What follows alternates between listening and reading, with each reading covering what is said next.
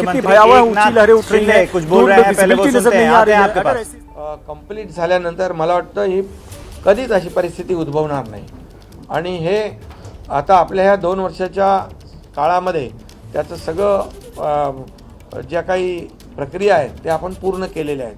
मला वाटतं work order दिलेले आहेत. लेकिन संभवतः जो मीटिंग में हुआ होगा उसकी जानकारी दे रहे होंगे, क्योंकि इस वक्त मुश्किल हालात में है मुंबई।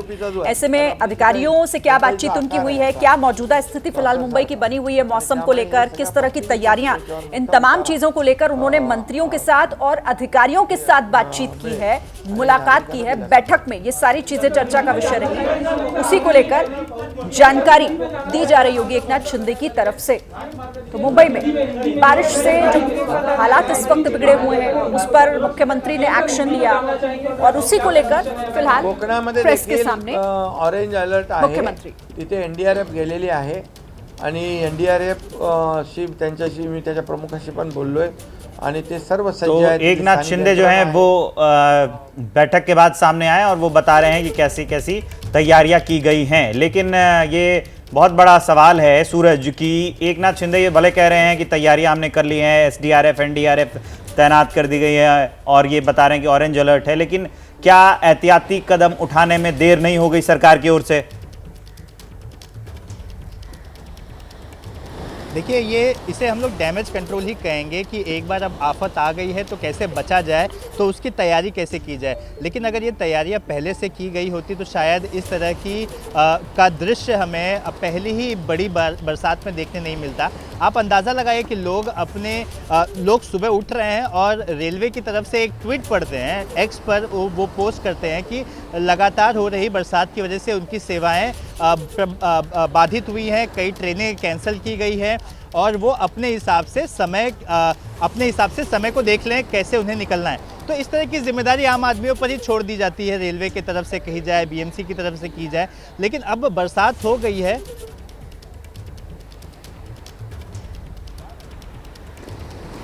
सूरज, तस्वीरें आप दिखाते रहिएगा लगातार, क्योंकि हम अपने दर्शकों को दिखाना चाहते हैं कि किस तरीके के मुंबई के इस वक्त हालात बने हुए हैं। और हम भी अपील करते हैं लगातार कि अगर ज़रूरी ना हो तो ऐसे मुश्किल हालातों में बाहर घरों से ना निकलें, क्योंकि हाई टाइड भी है, लगातार बारिश भी हो रही है रुक रुक कर। तो ऐसे में कई जगहों पर स्थिति ऐसी है जो आपके लिए मुश्किल खड़ी कर सकती है। एक्सक्लूसिव तस्वीरें एबीपी न्यूज़ पर हम अपने दर्शकों को दिखा रहे हैं। मृत्युंजय, आप भी जरा एक बार तस्वीरें दिखाइए।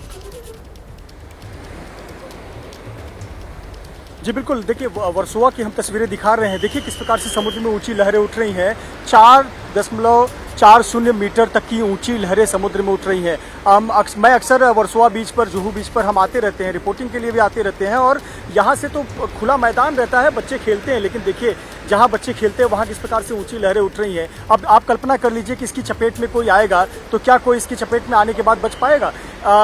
विजिबिलिटी भी काफ़ी लो है। और देखिए ये पूरी मुंबई के जो समुद्री तटीय इलाका है, चाहे वो वर्सोवा हो, बांद्रा हो, जुहू हो, इसके अलावा दादर चौपाटी हो जहां सहयोगी सूरज है, मरीन ड्राइव का इलाका हो, गेटवे ऑफ इंडिया हो, सभी जगह पे यहाँ पर ऊंची लहरें उठ रही हैं और प्रशासन की तरफ से यही हिदायत दी गई है कि कोई भी समुद्र के किनारे ना जाएं। इस प्रकार की भयावह तस्वीर भी समुद्र में नजर आ रही है। बहुत राहत की बात यह है कि इस वक्त बारिश थमी हुई है। कुछ जगहों पर जरूर रिमझिम बारिश हो रही है, लेकिन अधिकतर जगहों पर बारिश थमी हुई है। देखिए कुछ लोग जो यहाँ पर आने की कोशिश कर रहे थे, पुलिस कर्मियों ने और यहाँ के जो स्थानीय लाइफ गार्ड्स हैं उन्होंने आकर सबको तुरंत क्लियर करा दिया, बैरिकेड लगा दिया कि आप यहाँ बिल्कुल आने की इजाज़त नहीं है और लोगों को पुलिस यहाँ से दूर कर रही है। देखिए जो लोग यहाँ वहाँ बैठे हुए हैं उनको भी सीटी मारकर बुलाया जा रहा है, इशारा किया जा रहा है कि आप यहाँ पर बिल्कुल खड़े नहीं रह सकते। जरा धर्मेंद्र ये तस्वीर दिखाइए, हम जहाँ खड़े थे वहाँ तक देखिए पानी की लहरें किस प्रकार से यहाँ तक आ रही है, कितना जानलेवा हो सकता है। और यही बात चिंता प्रशासन को सता रही है। मुख्यमंत्री अभी निकल कर आए आपदा प्रबंधन की एक बैठक से, उन्होंने जो बातें कही जो मैं कुछ सुन पाया, उनका ये कहना था कि हमने 2 साल में काफ़ी कुछ तैयारियां की। तो मुख्यमंत्री जी को ये बताना चाहिए कि अगर ऐसी तैयारी थी तो आज मुंबईकरों को ऐसी हालत का सामना क्यों करना पड़ा। अगर वो दावा कर रहे हैं कि 2 साल के प्रशासनिक कामकाज के दौरान बीएमसी ने तमाम काम पूरे किए, तो आखिर क्यों रेलवे ट्रैक के पास पानी भरा है, क्यों मुंबई की सड़कों पर पानी भरा है, क्यों मैन होल और पॉट होल पर पानी भरे हुए हैं। और देखिए यहाँ पर होकर जाएगा, पोल्यूटेड वाटर जाएगा नहीं, और इसलिए उसके ऊपर काम कर रहे हैं। माइक्रो टनलिंग हुआ है, ये होल्डिंग पॉन्ड हुए हैं, ये पहली बार हुआ है। और इसलिए ये जो भी ये फ्लड के लिए जो सिस्टम जो उपाय करना है वो सब ये बीएमसी और रेलवे और सब लोग मिलकर कर रहे हैं। और निश्चित रूप से उसका अब जो इतनी बारिश होने के बावजूद अभी हमने देखा कि कई रोड तो पूरे पानी में थे, लेकिन वो पानी इतने तेज़ी से डिस्चार्ज हो रहा है उसका पानी का कि वहाँ रोड खुले हो रहे हैं। इसलिए ईस्टर्न और वेस्टर्न रोड भी शुरू हुए, ट्रेन भी शुरू हुई है। अभी सिर्फ हाई टाइड का एक सूचना मिली है, अलर्ट मिला है, उसमें भी थोड़ा बारिश कम हो रहे तो उसको भी हम ठीक से टैकल कर सकते हैं।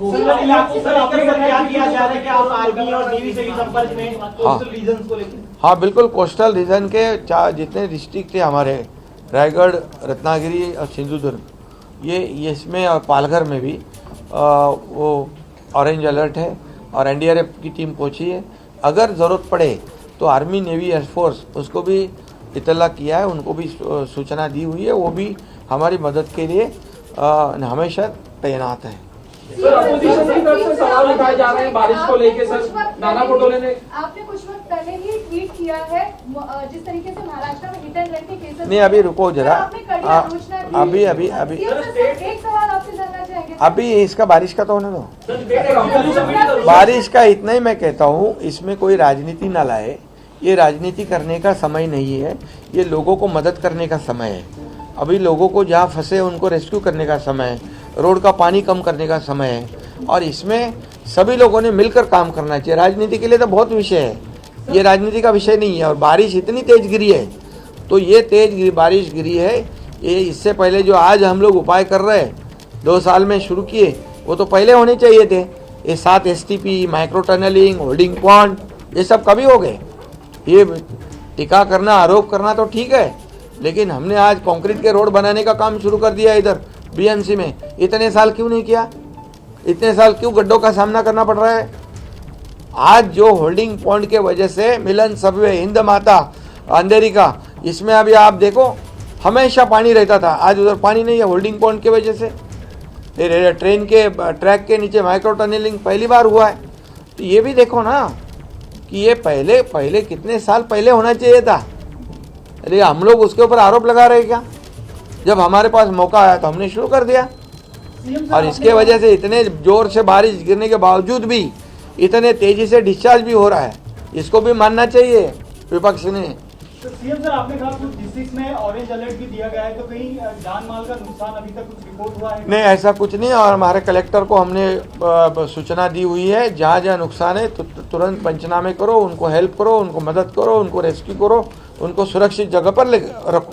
सर, स्टेट एक्झिक्युटिव्ह कमिटीकडे मोठ्या प्रमाणात निधी हा केंद्राकडून येतो, परंतु राज्यामध्ये हा निधी आहे तो वापरला जात नाहीये, आणि याच्यामध्ये अधिकारी वर्ग कुठेतरी दिरंगाई करतात, कारण त्यांच्याकडे अनेक प्रकल्प आहेत। कसलं काय स्टेट एक्झिक्युटिव्ह कमिटी, अरे बाबा, तिथं आता आम्हाला जिथं जे लागते ते आम्ही करतोय। तिथं रेस्क्यू करायचं, लोकांना सुरक्षित स्थळी ठेवायचं आहे, त्यांना जेवणाची व्यवस्था करायची आहे, त्यांना राहण्याची व्यवस्था, तिथे काय आम्ही बगत नहीं कोणाचा फंड आला, कोणाचा थांबला। तो एकनाथ शिंदे को आप सुन रहे थे, उन्होंने कहा कि सरकार जरूरी कदम उठा रही है, लेकिन इसके बावजूद सियासत के सवाल पर उन्होंने कहा कि हमारी सरकार जरूरी कदम उठा रही है, पिछली सरकारों ने कुछ नहीं किया, उनको करना चाहिए था। अगर उन्होंने समय पर यह कर दिया होता, बीएमसी के जो कार्यप्रणाली है उसको ठीक कर दिए होते, नाले की सफाई हो गई होती, एक ठीक ठाक ड्रेनेज सिस्टम तैयार और साफ होता, तो मुंबई को इन हालात का सामना नहीं करना पड़ता। कुल मिलाकर एकनाथ शिंदे जब सामने आए तो उन्होंने सारा ये मुंबई में पानी जमा होने का, यातायात रुकने का जो ठीकरा है वो फोड़ दिया है पुरानी सरकारों पर। सूरज हमारे साथ जुड़े हुए हैं। सूरज, खेल शुरू हो गया है, यहां से बॉल उस पाले में, उससे बॉल इस पाले में। ये कह रहे हैं कि पुरानी सरकार ने नहीं किया, पिछले कई दिनों से तो ये सरकार चला रहे हैं, एक लंबा वक्त बीत गया। जी बिल्कुल, देखिए ये तो बचपन में ही लोग करते थे कि कोई गलती करता था तो दूसरे के ऊपर ही इल्ज़ाम लगा देते थे ताकि उसे डांट ना पड़े। यहाँ पर चुनाव नज़दीक है, विधानसभा के चुनाव होने हैं, और ऐसे में अगर ये सारी बातें लोगों के दिल में घर करेंगे तो इन्हें चुनावी नुकसान का सामना करना पड़ सकता है। और इसी सब के चलते जब भी कुछ हो तो अपने ऊपर जिम्मेदारी ना लेते हुए पुरानी सरकारों पर जिम्मेदारी थोपी जाती है। ऐसे देखिए, एकनाथ शिंदे पुरानी सरकार में भी थे, अच्छे खासे मंत्री थे, अच्छे खासे पद पर थे, उस वक्त उन्होंने पार्टी में रहकर क्या कुछ किया, ये तमाम सवाल भी उठाए जा रहे हैं। लेकिन अब बात की जाए तो मुंबई वासियों की, तो मैं आपको पहले एक दृश्य दिखाना चाहूँगा कि पहले की तुलना में अब जो लहरें हैं उसकी ऊंचाई ज़्यादा बढ़ती जा रही है। आप देखिए कि पहले इतनी ऊंचाई और इतनी भयानक नहीं दिखाई दे रही थी, लेकिन ये और भी भयानक दिखती जा रही है। इससे ये साफ हो रहा है कि समुद्र और उफान ले रहा है, और चूँकि अभी फ़िलहाल मुंबई में बरसात नहीं हो रही है, और इसी वजह से यही राहत की बात है कि बरसात नहीं हो रही है, और बरसात नहीं होने के चलते जल जमाव जो है वो फ़िलहाल डिस्चार्ज होता हुआ दिखाई दे रहा है। कई सड़कों से पानी उतर गया है, और रेलवे ट्रैक पर जो पानी थे उसे बड़े बड़े पंप का इस्तेमाल करके बाहर निकाला गया है, और यातायात को दोबारा से नॉर्मल लाने की पूरी कोशिश की जा रही है। लेकिन ये जो लहरें हैं, ये लहरें अगर थमती नहीं हैं जल्दी, और अगर ये थम जाती हैं उसके बाद बरसात होती है, तो मुंबई वासियों को थोड़ी राहत मिल सकती है। लेकिन अगर ये लहरें इसी तरह से अपने भव्य रूप में रहेंगी और इस वक्त बरसात हो जाती है, तो ऐसे में मुंबई के जो लोग हैं जो अपने घर से बाहर हैं, उन्हें घर जाने में बेहद दिक्कतों का सामना करना पड़ सकता है, और जो निचले इलाकों में जो रहते हैं उन्हें काफी आप दोनों दिक्कतों का हमारे सामना साथ रहिएगा, करना आगे भी आपसे बातचीत करेंगे, और इस बड़ी खबर पर हमारी नजर भी लगातार बनी हुई है। हर एक अपडेट एबीपी न्यूज पर आप देखें। जैसे ही घड़ी का काटा दोपहर 2:30 पे आए, बबीता जी का दिल सास बहू साजिश के लिए मचल जाए, और ये है इनकी बहू। पूरे दिन ऑफिस की टेंशन हो जाए गॉन जब ये करें अपना फेवरेट शो फ्री टाइम पे ऑन। इनकी तरह आप भी देखें अपना फेवरेट शो अपने टाइम पर, और डाउनलोड कीजिए एबीपी लाइव ऐप अपने स्मार्ट टीवी पर।